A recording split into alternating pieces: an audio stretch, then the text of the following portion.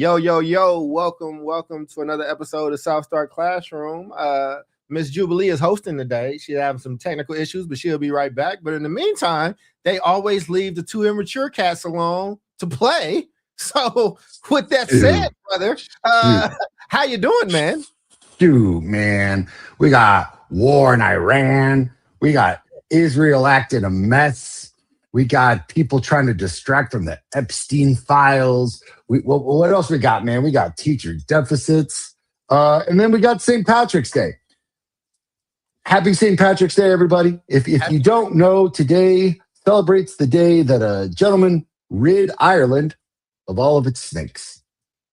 Is that the patron saint? I know that. That is what St. Patrick's Day is all about. See, with the Irish immigration in the 1800s, the Irish needed something to celebrate, given the fact that they were running away from a massive potato famine, living in a disorientated world, being treated rather poorly here, and thus the birth, ladies and gentlemen, of St. Patrick's Day in the United States. Now, if our descendants could see this, I'd love to know what skip, scap, scallywap shit is going on in Chicago. Because, brother, I think you have the largest St. Patrick's Day celebration in the world. We do. In the world. It's pretty big. And it snowed. So I don't know if they did the river thing. They normally green. And in honor of St. Patrick's Day, let me go ahead and make a change there. So, okay. Oh, dang. Do that. I will be festive. I never use this color, but I'll use it for today. But no, man, today. Things are going well. I watched the Oscars. I've been doing a lot of coverage of the Oscars. It was interesting. Congrats to Michael B. Jordan. Congrats to Ryan Coogler. One battle did win a lot. It definitely won a bunch. But I'm glad Coogler got what he got. And it was all good, man. I have no complaints there. It's St. Patrick's Day, David. So my background is green. Oh, you got the green on? No pinching you, huh? No pinching you. I'm ready. But I was just telling Omar, I really did want to go downtown to Chicago and see the I've actually never gone for when the river, the whole river walk is green. I want to do that, but it snowed yesterday and earlier today. So I don't know if they still did it. So I'll have to find out. If they did dye it, it'll be dyed for a few days. So there's at least that. But I didn't know it was the biggest one in the world. I think it was around St. Patty's Day when we hung out in the city. I don't know. Was it around? I don't think there's it was. Okay. Yeah, St. Patrick's Day is largely celebrated in the United States, more like Cinco de Mayo. Yeah.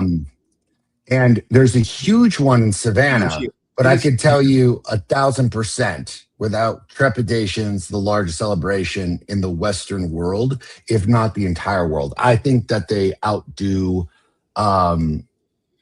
anything going on in Ireland. I'd say, people will say New York is huge, but I don't know if New York's kept up with Chicago. I don't think so. Or how about this? Now that our gracious matriarch is back. Beautiful hair, by the way. Me and Omar were telling her that she looked great, and then she just left us. She had to leave the screen. But she comes back. I will say, Omar, next year, St. Patty's Day, Chicago. Let's do it. I'll be there. Let's do it. I'm in. We'll go I'm see in, the man. dyed river together. Anybody else here is welcome. But when Omar came out and I wasn't able to fully hang out, we hung out a little bit at an Irish pub around this time. So we'll have to just do it the right way next time. Indeed, man. We'll do it right. How you doing? Duke is gone. I know, right? How you doing, David? I'm good, man. We're having the opposite problem here. We definitely do not have snow. It's peaking out today at a nice 96 degrees here in 96 California. In San Diego? Yeah, right there. Holy shit. Why is it so hot in San Diego? It's we've got some kind of big heat wave happening on the West Coast, and so it's going to be warm for the next couple weeks. It's been warm, and so it is what it is. But yeah, things are good. We started the what do you call it? The spring season of indoor band competitions. So this is like the competitive circuit of indoor kind of orchestra band stuff. So we're on the road every weekend. We were up in LA last weekend. Next weekend we're going to be up in Inland Empire. So lots of driving for the kiddos, but they love it, man. I mean, they love it. I went to a performance yesterday, a music festival here locally. So any kid that was in the festival got to miss school, which was good. They had it at a local community college in a very beautiful theater, and about 15 schools participating. And kids are like learning how to play music, learning how to read music, learning how to be part of an orchestra, of an ensemble. It feels like it's one of the last things that we're kind of clutching onto when it comes to like young people, that this like connected to like our lineage as human beings. It's like one of the last like human things, right? And so I'm down to like continuously like support that and support the music programs, and the kids are generally pretty well behaved. It's a good social group, and it's like when they're doing music for hours and hours a week, they're not on their phones, so they're like talking with each other, engaging with one another. So I'll always support that. So yeah, there you go. Did you catch the Oscars? I love this. I did not catch the Oscars. Yeah. Okay. Oscars was interesting. It was good. So I cut off. Oh, go ahead. Oh, no, man. I was just going to ask a couple things. One, I thought you were going to say that you were on the road with the Dead. You're talking about school bands. So just want to make sure that we clarify that all together. Yes, you are correct. Okay, very, very good. B, I am kind of curious if we could maybe do a tiny stint. I know we got a very big subject today, but what was so interesting about the Oscars? I thought Sinners was going to take the whole rap and caboodle. I like one. What was it? One battle after the next. Mm-hmm. One battle after movie. Yeah, one battle after another. Filmed in El Paso, by the way. Ah, there you go. Yeah. So we got to root that on. But what made it so interesting, just from a political standpoint or any standpoint? Yeah, we got time. Technology is whooping Jubilee's ass right now, so it's okay. We got great time. Yeah, that's kind of why I was. I know. We do this. Everybody in the back. This means stretch. Nah, man. I thought it was. So I was prepared for Sinners to get swept. It just was setting up in that way early on. But to get swept or to sweep. I thought they were going to sweep. I was expecting it was going to get swept, and it didn't fully get swept. But they had historically the most nominations of all time, which also they now have the most losses in the night of all time. But they came home with really, really big awards, and cinematography going to the first woman ever. I think that sister did a great job.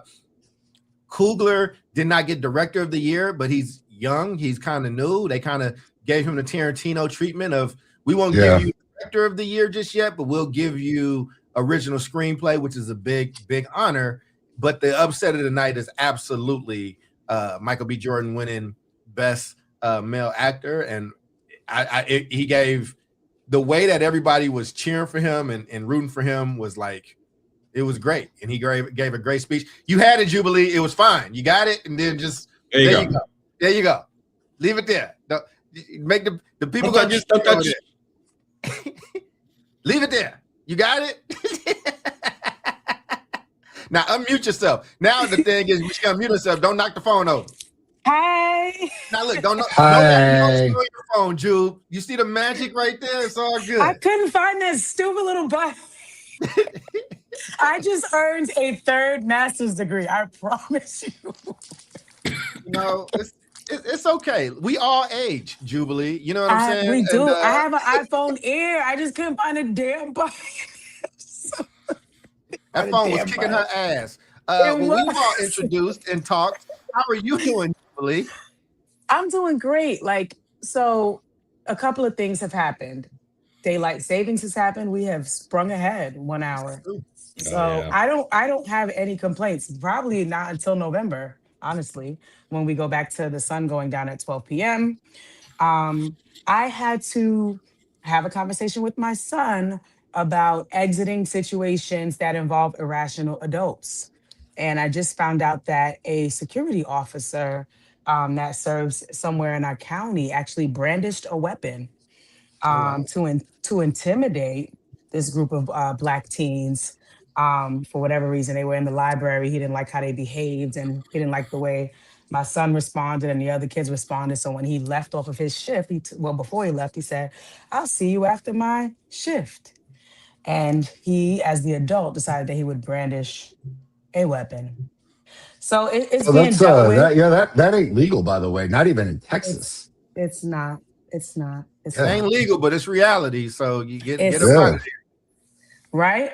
Right. So I I had to come from have the this era of they conversation. going to the trunk. They going to the. Oh, he said the trunk. It's time to go. Yep. Yep. Right. And this is an employee, right? So it's a little crazy. But nonetheless, I am okay. I'm just dealing with the ebbs and flows, but all is well, and I'm excited to be with y'all today. So let's do it. Love it. Well, we kind of in it now. So you got the All topic right. you today. It's a Let's great do it. topic, but I will play the role of everyday man. So I know All nothing. right. What are we All talking right. about? So we're talking about teacher preparation. So we know it's existed for nearly 2 centuries. Uh, Teachers entering today's classrooms are Gen Z, and the babies that are not so babies are Generation Alpha. And so I kind of wanted to use that as the grounding for our conversation, like our teacher preparation programs delivering what our teachers need and what our students need. So schools face challenges. We know this: poverty, trauma, systemic barriers, learning loss. So today we're going to explore what teacher prep has looked like historically, where gaps exist, and how students can be supported both inside and outside of schools. Couple of facts: nearly half of all new teachers leave the profession within the first 5 years. Okay. Yeah. What does that say about how we prepare educators? And that's about 44% as documented by the National Center for Education Statistics. Okay. Um, Gen Z teachers, right, are born 1997 to 2012. They are the ones that are mostly entering classrooms now. Generation Alpha, born between 2010 and 2024, they are already in K-12 classrooms. I shared with you the teacher attrition stat: 44% leaving within the first 5 years. Mhm. Student poverty, because I thought about, well, who are we serving? We talk about public education. We're serving a population where over 50% qualify for free reduced lunch, and many experience systemic barriers, whether that's in urban communities, rural communities. And that also includes um, non-minority populations as well. They're also in that number. Uh, Now 85% of classrooms now have access to digital devices, but teachers report gaps in tech training during prep. And then lastly, recent studies show that pandemic era learning loss disproportionately affects low income students and multilingual learners, which we also knew. So before I ask the first question, I just wanted to share a quick snapshot of teacher preparation today for bachelor's and master's program in education. All right, so right now, as it stands, and really over the history that teacher preparation programs have existed, the courses have been in educational theory, psychology, human development, sociology of education, courses like instructional methods and literacy, math, science, small course, maybe one on classroom management, assessment strategies, maybe one course on special education and culturally responsive teaching. That's a reach, I think, for culturally responsive teaching. This is maybe if you went to a school that understood the importance of that within the past 10 to 20 years. There's a student practicum, student teaching. Usually that's one semester.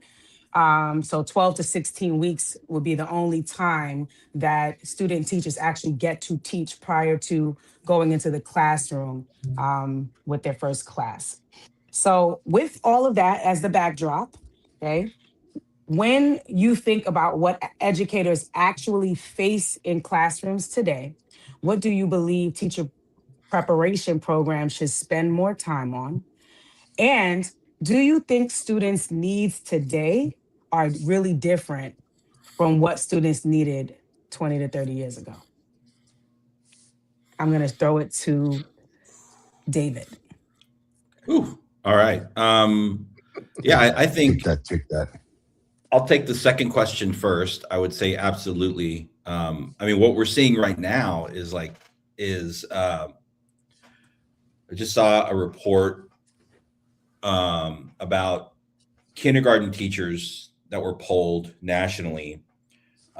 Even kindergarten teachers, not necessarily reporting like higher incidents of like discipline issues, which we are seeing in elementary grades, but we're looking at a significant rise in the percentage of kindergarten teachers that are reporting that incoming kindergarten students over the past 1 to 2 years have a much greater need in support in using the restroom, right? So that's just like a real thing that is coming into classrooms, right? Not even talking about the instructional part. I'm just talking about the practical nature of teaching and how, as things happen in society and in our world, like the pandemic and the shutdown, just because we reopen schools 2 or 3 years later doesn't mean that those issues go away, right? We had millions of children that were at home, that were not able to exist in social settings to develop their social skills, and they're back in school, and teachers are having to deal with that at multiple different grade levels.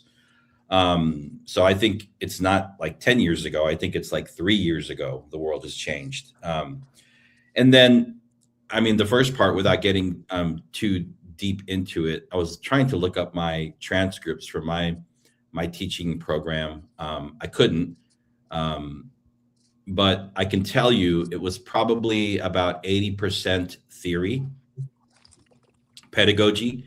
I think we read, Paulo Freire, whatever, Pedagogy of the Oppressed, like backwards, forwards, upside down, inside out. Became the Bible. Yeah, yeah.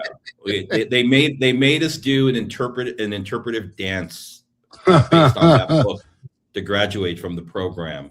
Joke, but not really a joke. It was all like, I mean, it was kind of cool because I came into teaching as a social science, undergrad. So I really kind of found the social kind of and racial dynamics of what we were learning interesting. But when it came time for that first student teaching assignment that I had in San Francisco in 2001 at Mission High School, which was a complete shit show. Think about like The Wire, right? None of that mattered. None of that mattered. Literally thrown to the sharks. And I was like, yeah, they missed the mark. So I think we have to move. I think some like theoretical, like foundational stuff is important, but it's got to be more balanced. We need more practical, teaching, the teaching of more practical, practices, right?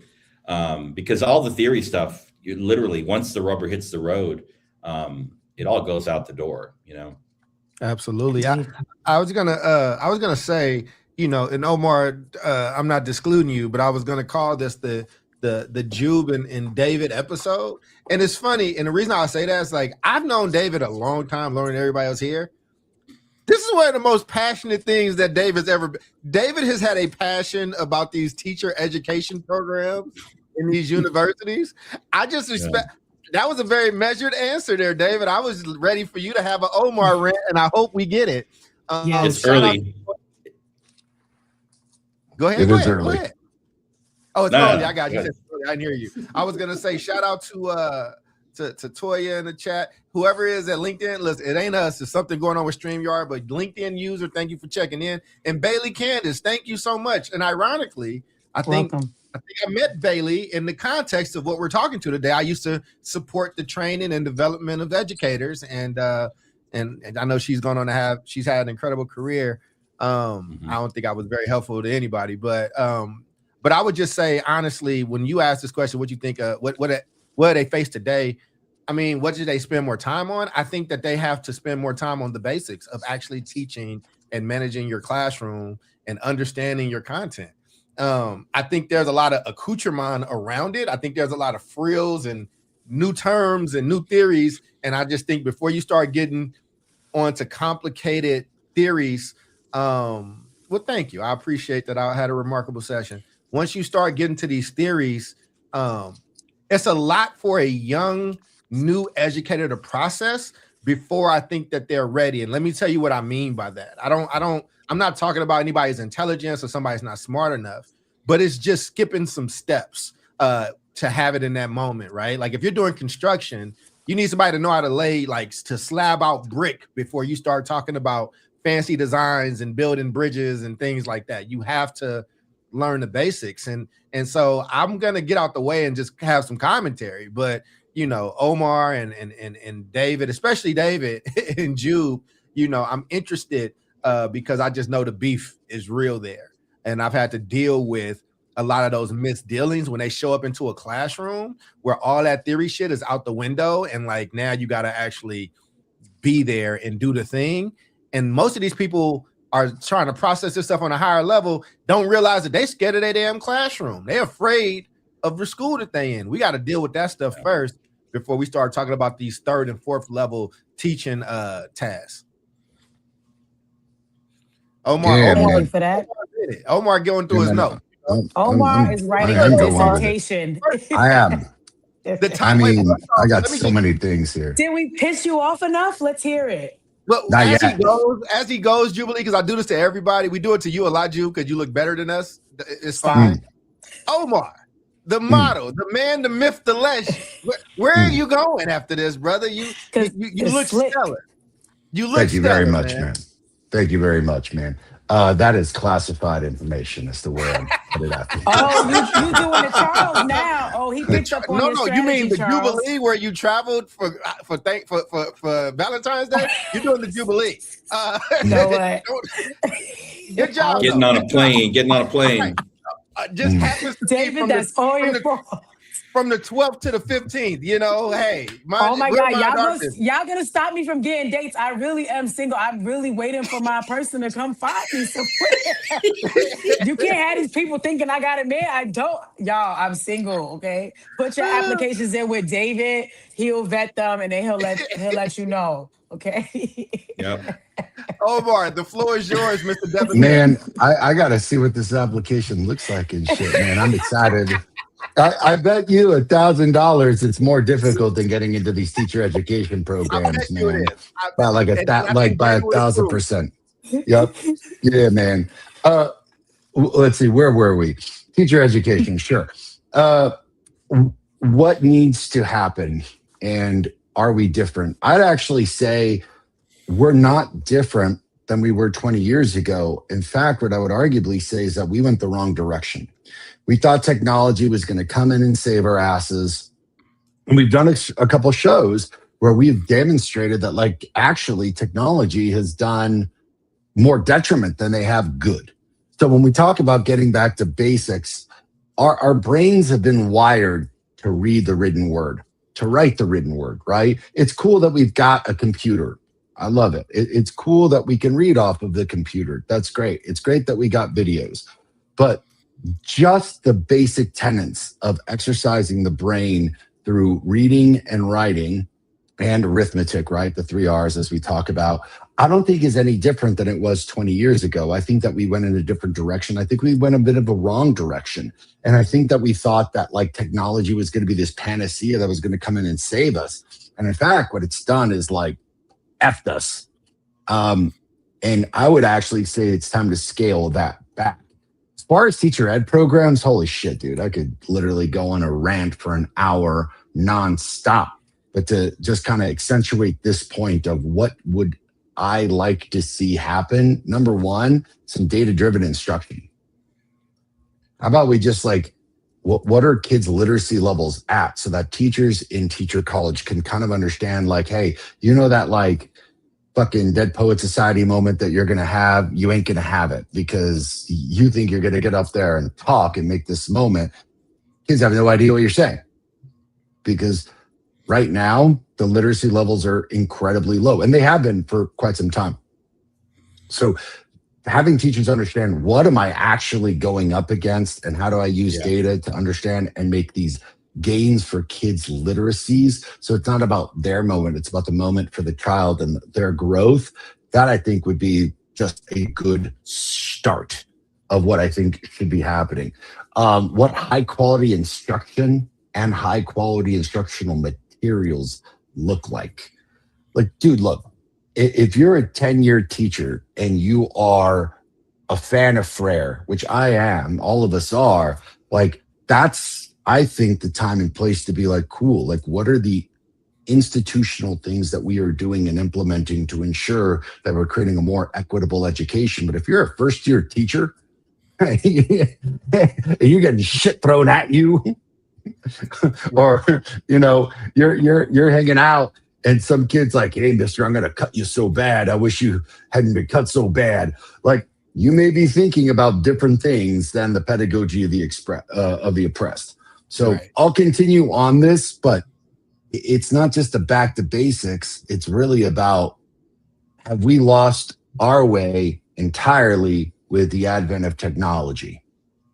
Yeah, have you ever seen like when Tom Brady or Michael Jordan and they're like breaking down parts of the game, and it's like, and again, and it's like that's a lot for a college quarterback to take, right? It's like you're trying to learn a simple like college system, and then you grow into that, right? Like it's Michael Jordan is gonna struggle talking and teaching like somebody that's younger. That's how I think about this. Freddie is.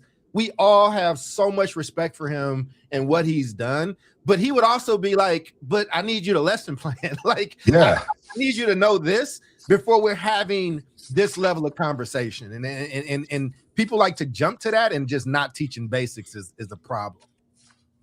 Yeah. So I want to throw some more stats out there, and then I'll go to our next question, right? So one of the things I was wondering about was just like, well, how much time do our teachers, or did we all spend, right, in teacher preparation programs, right? And when I did the research and I compared us to countries like Finland, Germany, just international, it's like, wait, we spend more time in front of the classrooms, right, in the profession, and way less time in preparation. So for example, it says as the baseline in the US, anywhere between 450 to 600 hours, so about 12 to 15 weeks as residents, as teacher residents, as student teachers, right? And of course the duration and intensity of the training, they vary significantly. And then you are supposed to earn your bachelor's, cool. In a country like Germany, you got 1.5 to 2 years of paid preparatory service, right? After university, and you got to earn a master's degree and a state exam, right? Country like Finland, 800 plus hours that are integrated throughout a 5-year teacher preparation program. Wow. And you've got to get a research-based master's, okay? And then Singapore, 1 year of enhanced school internship with a master teacher, which I think is really key, and you get a bachelor's or a post-grad diploma. So I'm throwing those stats out there before I ask the next question. Any thoughts about those differences? I mean, you pay for what you want. You get what you pay for, and I think that like you have to. Again, I think there's a lot of similarities with the teaching profession and that of nursing, and whereas they both had to go through some revamping, and where nursing started to win is that they added prestige to their profession, and it's one of the most difficult programs to get in throughout the country, and has been for a while. And so they've professionalized it, and I think usually when the conversations come around professionalizing education, it gets very emotional, as opposed to like, where I think the great teachers would actually benefit from that conversation. But because they don't get paid a lot, I think that society allows a certain level of complaining around the teaching platform, whereas we're not going to listen to doctors and surgeons complain about their profession, even though is crazy and the hours are crazy and 72-hour shifts or whatever, you know, like to the point where we have to have beds in every hospital, right? Like, so you can do your job. So that's what I thought about those stats. Yeah. And I think we fund what we value as a society. And so I think, you know, those other countries that you mentioned, you know, they clearly value the teaching profession, and they fund it and they treat it as such. And I'm not saying that we don't like value it here, but we definitely don't fund the you know, and fund and also like establish like guidelines that are research based for like what does it actually look to develop a well-trained educator, right? And it feels like we're kind of going backwards, and like we have these programs that we're trying to fill you know, positions, right? Teachers are there's a teacher shortage. And so what do we try and do? We try and like, I mean, I think even in California, they started like lowering the bar. We're like, well, you don't actually have to pass the CBEST, you know? Right. I'm like, what? You know, they're like waiving all these assessments. And so I think we're actually going in the wrong direction. I think, you know, we should, if we really valued it, like we would, you know, start developing, and they have done this in California, like high school level linked learning pathways for educators. So you can actually now in California, you can start a course of study in high school that will eventually lead to a path towards becoming an educator, get early exposure, go to college, continue with that, and then go on and get your license. But I think when I went through my program, I just looked, I literally had one class in a 2-year program where I got to spend with social science credential students and just talking about like the teaching of high school social science. One class out of a 2-year program. I think you touched on the hours in terms of like practicum or student teaching. I think our student teaching system here is very like fragmented. Sometimes it works, sometimes it doesn't. It's all really dependent on what's available in terms of the system, like who's available to take on a student teacher. I think the oversight is definitely like weak. I'll tell you a story. My first assignment as a student teacher, like I said earlier, was at Mission High School in San Francisco. And I think the school is doing better now, but it was literally like one of the craziest school environments I've ever been in. And I was I was not like a young kid. I had a previous career. So I was going into teaching. I think I was like in my late 20s, right? So I wasn't like a young kid off the block. I'd seen and done some things in my life. But still, nothing prepared me for going in and doing a semester of teaching modern world history to 10th graders that had been so disrespected by their school and their community and their teachers that they just didn't care, right? And I don't blame them for not caring. But my master teacher, who I was assigned to, great person, had a significant life event the week before I was about to start. And she was essentially unavailable. So I didn't even, and I told the principal, I'm like, this is not going to work. I don't have my mentor teacher. She's not available. I told my school program, they're like, oh, we just got to go with the plan. You'll do fine. And I'm like, okay, that's how, and I was alone. I was literally alone. And it was really hard. Fortunately, I went into teaching, with a vision and a clear mission to become a teacher, become an administrator, right? I wanted to do the long work, but for many young aspirational people that go into the field, when you go in and you have a very negative, traumatizing experience, yeah, that's why we get the quick turnaround. 1 year, 2 year, 3 year, you're gone. It's like anything else. It's like your orientation to any kind of experience.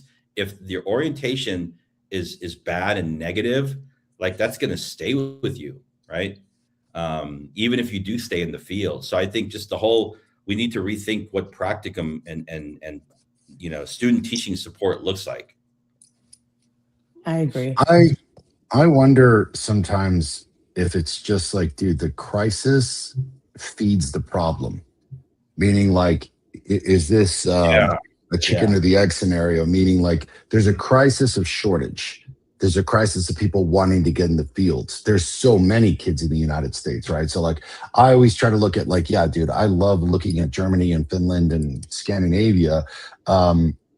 Germany's population is the same as Texas, right? Finland's population is dwarfed to that of California. So I want to kind of think about, yeah, dude, I love those models and I wish we were doing those, to be honest with you, because I think that there's so much to say. You're right about the prestige of the job and the payment of the job, which I've always been a huge advocate of increasing.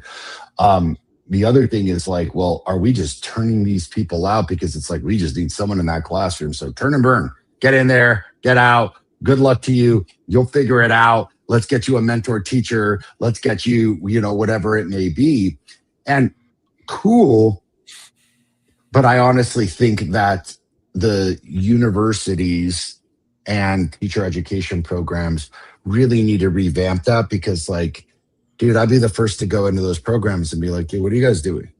Like, this is all just not just theoretical nonsense, but you're sitting here in a university with your theoretical shit that you've been expounding for 100 years, haven't changed shit, doesn't meet the circumstances. And what you're doing is actually a ludicrous disservice to society. Because yes, they're getting in there, getting traumatized, leaving, right? Yep. And then what can we expect except the cycle continues? So then they're leaving so quickly, it creates that dearth. So they're just pushing people in there and not figuring out, hey man, maybe this should be a more advanced residency. Maybe there should be greater pay for this. And I got to tell you, man, like, it's also just tough. Who the hell wants to go into education? Yeah. Ain't no one want to be a superintendent right now. Ain't no one want to be a teacher right now. And I mean, like, it bugs me, because I think that we have to not only look at the teacher education program, but root causes of cultural components of, like, dude, it's hard to be like, hey man, you should get into a classroom with 30 kids who you have to work tirelessly to earn the respect of and do a shitload of data crunching and teacher planning, versus like, hey, go influence and wear this shit on TikTok and yeah, and then creepy dudes are gonna follow you and you're gonna make some money. Yeah. It's, you know what I'm saying? Like, it opens up a fascinating can of worms. I think Jude was introduced. This was supposed to be the introduction to her second question. I think it just became. Yes, I was like muting because I didn't want to interrupt. But no, this is interesting because it just makes me think that colleges or teacher prep programs are literally passing on debt, like perpetual debt that they never have to pay, because you can't go back and be like, hey, I don't know how to do data-driven instruction. I don't know how to do classroom management. Like, give me back my money. It's like, yeah, we're going to take all your money, but we're not promising that you'll be able to walk into a classroom as a first-year teacher and get results. And that's the whole point of going to school. And again, when we look at other professions, right, just like what Charles was saying earlier, that's not acceptable, right? Whether it's a profession that is like widely respected, like going into the medical field, or whether it's widely respected but not in the social sector, like being a basketball player. Like, if you went to camp or training or school, or you had a master teacher or whatever it is, when you get out there to do your thing, whatever that thing is, we want to see some daggone results, right? And so back to your point, David, it's like, yeah, this is a debt that that teacher prep programs never really have to pay. They produce what they produce, and that's that. And that debt is passed on to the schools that the teachers show up in, because when they don't have the skill set, which we know they often don't, now that's on the school principal, now that's on the school district to try to teach you how to do a lesson plan, because you spent 4 years in undergrad and still don't know how to put one together. You still don't know how to build a relationship with kids. Like, come on. And then I think in terms of risk, like, folks look at it and it's like, yeah, we can afford, to have kids that don't read or who don't finish school. Like, yeah, we can afford that in this nation. I mean, that's what it says, whether or not that was the intent or not. So Do you want us to? I mean, we're having a great conversation. You want us to keep going, or you want us to let you do your joint? go. No. Oh, 'cause I it's just good. had to get that off my chest. Go for it. Go. No, go. I just know you had questions, but I think the conversation is just a great one. And if you ever need to stop us, just stop us. It's your show. You get to direct it how you want. I would just say though, like, again, we got to have a real conversation about professionalism, and adults. And this is one of the other issues. Scarcity is an issue, and it's the opposite of education. How many people working in education failed into education? Like, it's so many. It's like a secondary fall off, knockoff, or you're a stay-at-home wife and you want to get out the house, so you go do education, or you didn't get your dream thing, so you go teach and you do this. You're not falling into being a surgeon. You're not in the United States, right? You're not falling into being a lawyer. You're not falling into being an RN. You're not falling into those. You're not falling into NASA, right? Like the careers that people respect, that in that way. And I think people say they respect teachers, but I think teachers and their pay would argue that that's not the case. And at the same time, no, I think there's been a societal agreement. Whereas we do allow teachers to complain about their pay. We do allow teachers to like not have to get the same type of judgment that some of these. Listen, you fuck up in a surgery, you have to have insurance. Like, the hospital will be with you to a certain point, and then after that, they're like, "Oh, this is malpractice." And so, like, if you want to have the career get to where it should be, where we all think it should be, you have to know that other things are going to come with that, right? Like, there's going to be more scarcity. There's going to be situations where you can be the best in your class, the best at this thing, and still not make it. There are people that have done 6-7 years of med school and residencies, and guess what? Sometimes they still don't make it. You can be a top 50 point guard in the world, and guess what? Sometimes you don't make it. Whereas in education, unless you got some messed up stuff on your record, or you do something that kind of gets you on the outskirts of it, schools tend to need teachers. You know how many times when I worked at the district, you know how many emergency credentials we had to do, what David was alluding to? How many times they didn't pass this test, they didn't pass that test. Well, we got a shortage, so we got to do this. When that's the reality of your profession, there isn't a need to raise these things, because we'll just go get another one. And since we don't care about black kids and poor kids and brown kids and whatever being able to read and not being able to read, we're never going to change that standard. We just don't talk about it because we're allowed to. Yeah. I think there was I don't know if y'all remember, it was a while ago, maybe even like 20 years ago. A lot of charter schools started looking at, this is like, at least in California, when the charter movement started, charter schools were old enough to, like, now we're graduating kids and setting them off into the world, right? And, at that time, the focus was like college. It was like college for all. It was like the KIPP model. It was like the Aspires, I'll say the Unities, right? And so we started looking at a certain point in time, started using a database called the National Publishers Clearinghouse, I think, to actually track, as a school or a school system, that says that you got 80% of your kids into college. Now we can start to track how long are they persisting in college. Yeah. Are they graduating in 4 years, in 5 years? Are they dropping out? Right. So looking at some of those postgraduate outcomes. Yeah. And so I think, we learned a lot. We learned that we were probably spending too much time on the academic side and not enough time on the acculturation side for kids that are growing up in low income neighborhoods and going off to Stanford or wherever they were going to. Right. So I'm thinking about there's a ranking system for colleges of education, but they don't really have any measures to determine how well they're doing based on the success of their graduates in the actual field, which I think is really interesting. They have report cards, and they can look at like standards of excellence and teaching and methodologies and stuff, but graduation rates. But like, if I go to Stanford, or if I go to San Francisco State, or if I go to BYU or Miami University, how can I tell what, where am I going to have the greatest success, in terms of a teaching career, in terms of like longevity, right? Yeah. I think that would be something that would be very interesting to start to measure. Because otherwise it's like a cash cow, right? They're just bringing people in, bringing them out, bringing people in, bringing them out, right? Yep. Yeah, man. Omar, did you want to add something? No, I just thought that was kind of an astute observation. It'd be cool to see what the trajectory is of where teachers from certain teacher education programs actually, have impact on kids. It'd be quite interesting, actually. I also think that you brought up something very relevant.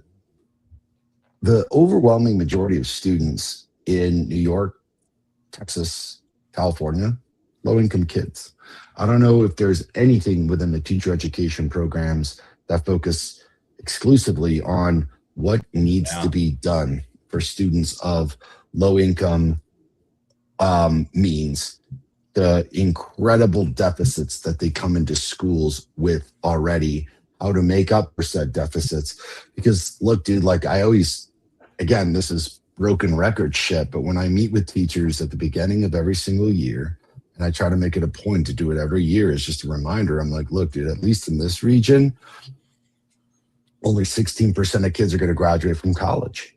So let me get 100 of you teachers together, and I'm going to put 16 of you right in the center of this auditorium, and I'm going to put the 84 of you over in the corner. Come on. And I'm going to talk how amazing these 16 teachers are and how great they are, and essentially say the 84 of you, fucking good luck. Yep. Like good fucking luck. Because I want those teachers to understand you are part of this tiny, infinitesimally small group of kids that this system worked for. So it ain't working for the 84%. So why are we doing the same shit over and over and over again? Same conversation I have with parents, which is like, dude, so you're sending your kid to the same school. Yeah, it's the school I went to. Yeah, how was high school? Yeah, it was a lot of fun. I remember lunch and we got drunk a lot. Cool, did you learn anything? What? Fuck no, I didn't learn shit. I was like, so why are you sending your kid to the same school and expecting different results? Oh, fuck. And it's like, why are we sending all these kids to these teacher education programs and expecting different results? And it's why Relay started, is why a bunch of these other education programs started. But it's like, shit, man, maybe South Star Classroom should start its own teacher education program, man. Damn. Well, the we're onto funny thing something is, here. I had a very strong set of cohorts that I led, and I never went to traditional teaching stuff. Remember, my original career is social work. That's what I'm classically trained in. And shout out to Bailey, who's in the chat. Like I said, I haven't seen Bailey in years, but Bailey was a part of one of my trainings and she enjoyed it. And some of my teachers, when I was working at TFA, had some of the strongest growth in the country. And I leaned a lot into those social work practices. And I knew that we had, experts in math and reading at TFA. So I would let them do what they did. Like, y'all are great at that. Y'all do that. I'm not going to try to teach you that. But this piece around community and being in your community and knowing what your role is and your duty to like study and go beyond, it played very well. Listen, man, as we talk about this stuff though, like, do we want to have this career professionalized or not? And I don't think a lot of people do. I think they say it, they do, but I don't know if they want what comes through it. For instance, would you still want to be a teacher if you had to get recertified every 5 years? Would you still want to be a teacher if like you could be sued for malpractice? Would you still want to be a teacher? Like, we'll pay you triple. If we get into like 150 grand, you know what I'm do saying? it for the Like, money. hey, that's cool. Do you want to be able to should you be doing residencies anytime you want to teach a different subject? Because that's what has to happen when you're a doctor. You have to Yeah. do all that stuff. You got to write at the same time. Oh, you want to do head trauma? Well, you have to go apply for the head trauma residency, and you got to be a student again for another 1 or 2 Fair years. enough. And you want to do feet? Well, that's fine. You got to go here and you got to be a student for 2 more years. And like what we do in education is you're the basketball coach. We don't have a science teacher. You don't know anything about science. So go be the science teacher, which I've had Give it before. up. Which Well, I've had And before, right? next year you're going to be the principal. Yeah, Right? yes. Yep. Yes. You might just be the principal next year. So I mean, And then No. maybe in 5 years you're going to be the superintendent. maybe, you know, This is maybe. possible. But that's what I'm Yeah. saying, right? And like, how serious do we want to be about the conversation? That's the point Indeed. that I'm making. You know, so Indeed. I love it. Yeah. Yes, I think I totally agree, and my brain went back to theory and practice, right, in schools, because I read you kind of all the different coursework that's in there, and it's like we know that there is a purpose for school, right? We know you get discipline and you write papers and all of that. But when I think back to my own experience and where I learned to be a strong teacher and be a strong leader, it is where theory and practice met immediately, right? Like there was no delay, right? So anyway, I'll pause there because I have an offering, but I'll share it because now we're in the last 10 minutes. So this is Yeah. my question. This is my question. Answer the question in the we last 8 are- minutes. Go ahead, girl. Do your thing. We are hypothetically, I'm not even going to ask anymore. I'm changing Go gears. ahead. Go ahead. We are forming our own school of education. Okay. Mhm. With We are. all that we've discussed today, yeah, we are hypothetically. We right? should. Today, Shit. what 2 courses are you offering? You're like, these teachers cannot graduate and go in front of kids if they don't master these 2 things. What would they be? What would they be?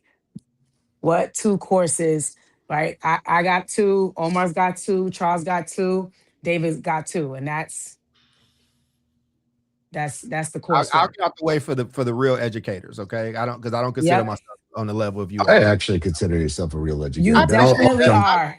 I appreciate You that, but, definitely are. no, but listen to what I'm saying, all right? Like again, Uh, somebody can do CPR in the middle of the thing. They're not a surgeon. Like an EMT is great, and they get you to the doctor. So what I'm saying is, I'm trying to add respect to the profession.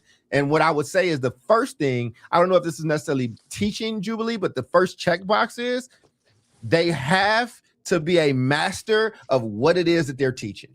Like they have to. Like it has to be Okay. a Jedi Padawan situation. I'm sorry. Like you have to be able to demonstrate that. And I think the other thing, and I lean on these social work principles, and she talked about classroom management.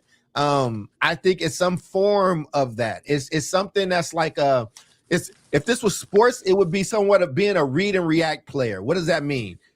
There are Yeah. some teams that have a play that you run, and you just run the play through completion, and that's what you do.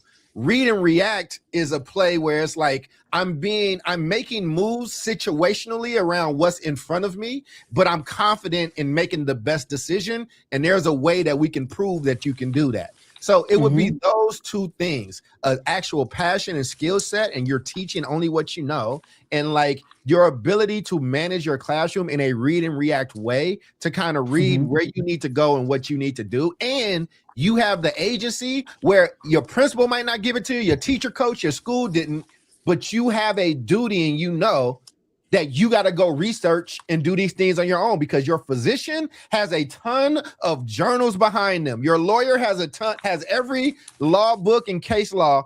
You should be an independent learner that never stops Yeah. learning if you want your I feel career ya. to be on the same tier as those people. Because a lawyer or a surgeon can't say, I didn't learn that. I didn't get that. Mhm. I don't have that. They consult, they get somebody in there, and then they get to a place and they're responsible with their craft, because if they go out and act out the role irresponsibly, they are held liable. And I think that's the major difference. Love that. I I'm would gonna go to say, Charles School. Go ahead, David. I would offer a couple classes. I would say for sure, like the all grades, all the way through the science of reading and the science of math. Right, like those are like 2 like through lines for me. So making sure that regardless of you're going to teach, it doesn't matter what subject you're going to teach. you have a strong foundation and fundamental in those two core subjects. Number one. Number two, I would say call it tier 3 for all, right? So looking at tier 3, which are like kind of the more call them not extreme, but like more intense interventions for students on the behavior side, on the academic side, thinking about things like special education. So tier 3 for all, like how do tier 3 practices, how can they and should be applied for all learners, right? And then I would offer another course around, it would be titled, It's Not About You, It's About Community. And this class is all about authentic and genuine and respectful community parent engagement, understanding the real power between the connection between the classroom and the community and the home, right? Not in a patronizing way, not in a way that feels fearful or scary, but in a way that where educators walk into that space knowing that parent engagement is a non-negotiable. I'm I going like to day this. school too. Yeah, go ahead, Omar. So It's like a 10-year program. Yeah. let me. Oh no, you gonna make me a dropout. Teachers ain't great until like their third year, anyways, dude. Like, I mean, I don't even like until maybe even after their third year do they pick up their stride. I'm like, shit, man. If you're gonna do this shit, right? I'd say I double what you said on literacy. How do kids learn how to read? And how does every teacher become a literacy teacher? Because I'm with Doc. Like, you better know your social studies, you better know your math, you better be an expert in your subject. But I think every single one of these people should also be a massive expert in literacy.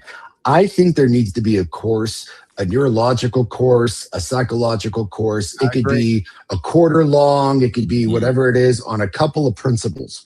One, how do people learn? Fucking, you're sitting or talking in people's asses. People don't learn that way. There are fundamentals of how they learn. Two, relationship building. How do you develop intrinsic relationships with kids and with parents so that they give a shit about what you teach, because that matters. Three, communication. There was a whole course at the Kennedy School called The Art of Communication. Fucking badass course.